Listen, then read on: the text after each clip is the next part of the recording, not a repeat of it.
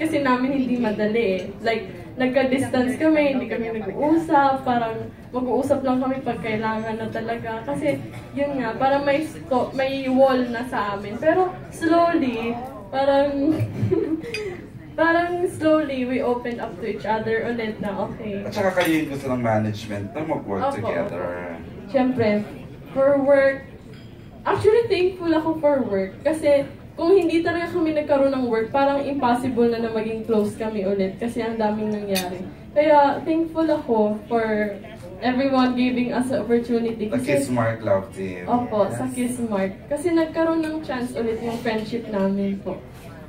Ikaw, Marco, paano? Kasi kanina na-mention din ni Kisses, di ba, na parang you support each other, ganyan. Ikaw, paano mo siya sinuportahan in a way sa first sabak niyo? Siguro po yung showbiz has been yung pinakamahirap at maganda na way na sinabi niya na naging malapit kami sa isa't isa ulit. Kasi di ba ganun kami mga